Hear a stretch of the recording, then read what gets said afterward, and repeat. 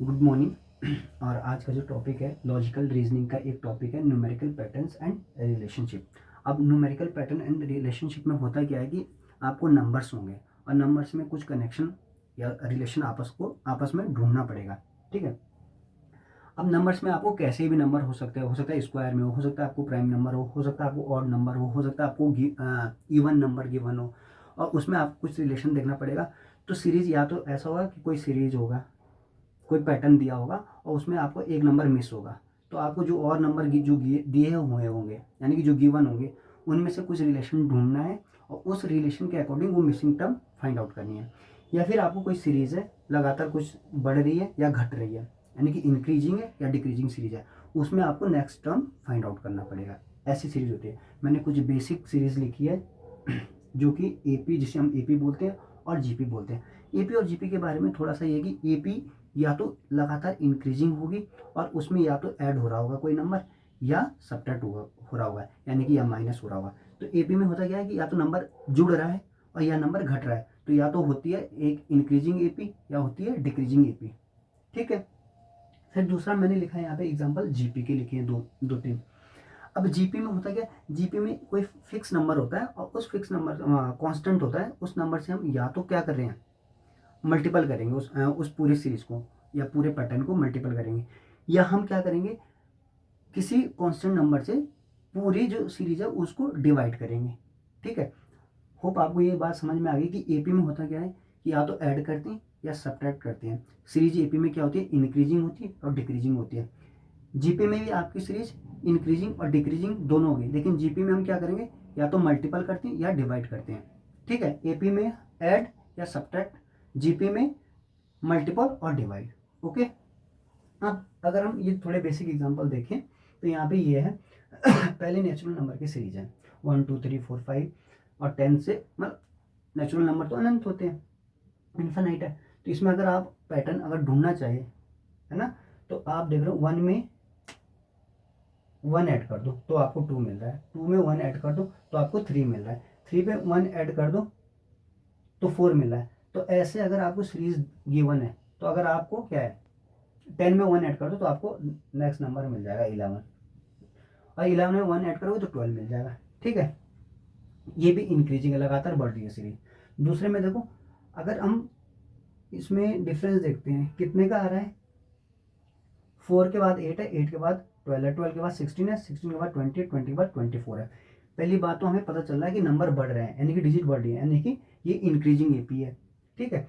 फिर हम इसके बीच में अगर गैप देख रहे हैं तो कितने का आ रहा है 4, यानी कि हम 4 में अगर 4 ऐड कर रहे हैं तो हमें क्या मिल रहा है 8, और 8 में हम 4 ऐड कर रहे हैं तो हमें नेक्स्ट टाइम 12 मिल रही है, 12 में अगर हम 4 ऐड कर रहे हैं तो 16 मिल रहा है। यानी कि इतना तो समझ में आ गया कि जो इसमें कॉमन डिफरेंस है वो 4 का, और जो सब में एक जैसा है और इंक्रीजिंग है। तो इंक्रीजिंग में अगर हमें 24 के बाद नेक्स्ट डिजिट निकालनी है तो 24 में भी हमें 4 ऐड करना पड़ेगा और हमारे पास 28 आ जाएगा। ठीक है।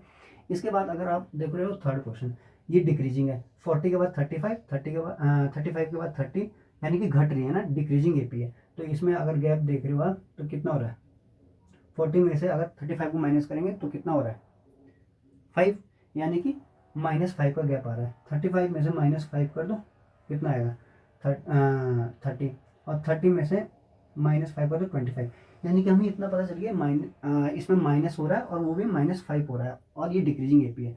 तो अगर हमें 20 के बाद नेक्स्ट डिजिट निकालनी है तो 20 में से 5 माइनस कर दो कितना आ जाएगा 15। अगर इसके बाद 15 के बाद भी कोई नेक्स्ट टर्म निकालनी है तो -5 कर दो तो 10 आ जाएगा। होप ये आपको थोड़ा बहुत समझ आ गया होगा अच्छे से। और अगर हम जीपी देखते हैं तो जीपी में अगर आपको देखना है, जैसा मैंने जीपी में बोला था, जीपी में हम क्या करते हैं या तो किसी फिक्स नंबर से मल्टीपल करते हैं या डिवाइड करते हैं।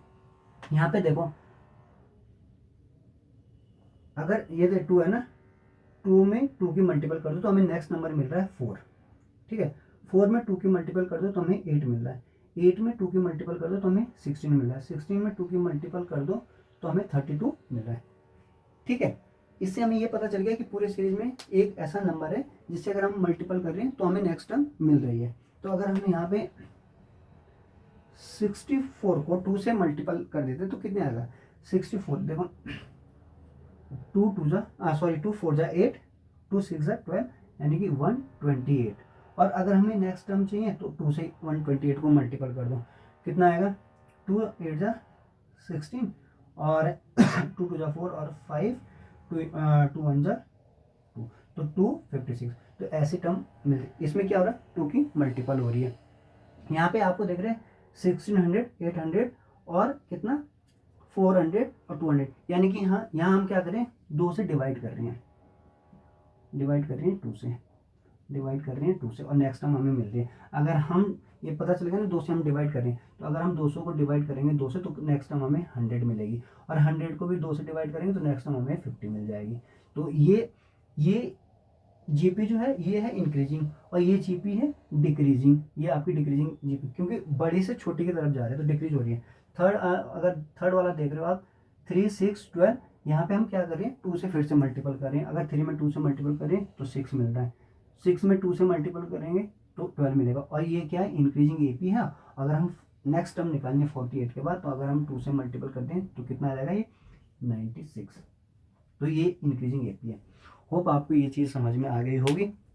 और बाकी इसकी वेरियस टाइप के क्वेश्चन बनते हैं, बहुत ज़्यादा रिलेशन आपको मतलब बहुत ज़्यादा सीरीज मिलती है, लेकिन आप अगर ये बेसिक चीज़ें सीख जाते हो, ऐड करना सब्ट्रैक्ट करना और मल्टीपल करना और डिवाइड करना, तो इससे बहुत ज़्यादा क्वेश्चन हो जाते हैं और वेरियस टाइप के क्वेश्चन बनेंगे और आपका लॉजिकल थिंकिंग डेवलप हो जाती है।